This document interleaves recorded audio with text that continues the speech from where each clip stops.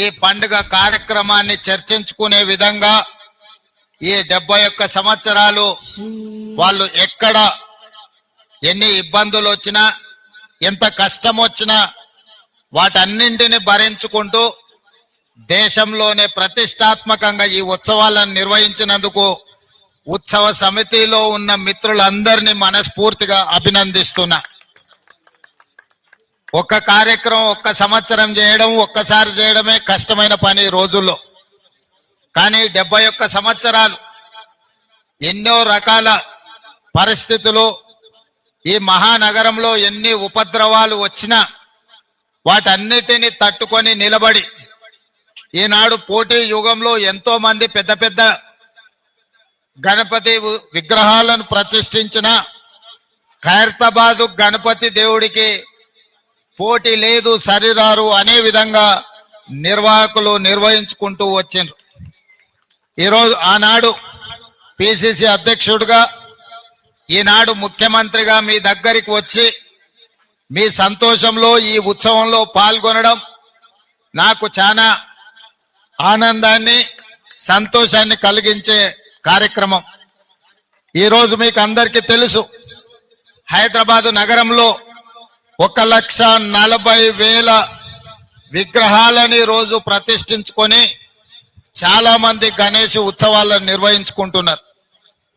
దేశంలో ఎక్కడా లేని విధంగా ఏ రాష్ట్రంలో ఏ నగరంలో గణేష్ ఉత్సవాలకు ఉచితంగా రాష్ట్ర ప్రభుత్వం విద్యుత్తు ఇచ్చిన సందర్భం లేదు.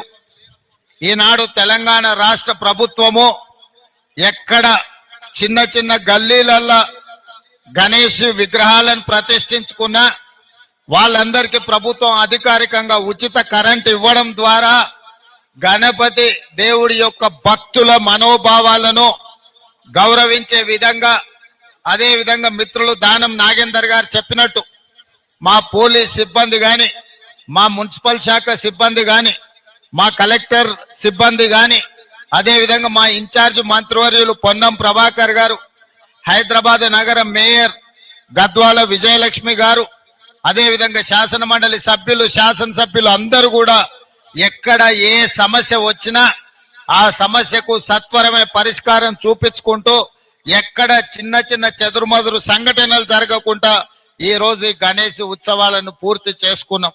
ఇది ప్రభుత్వం యొక్క చిత్తశుద్ధి, ప్రభుత్వం యొక్క చేస్తున్న ప్రయత్నానికి ఇది ఒక మచ్చు తునక మాత్రమే.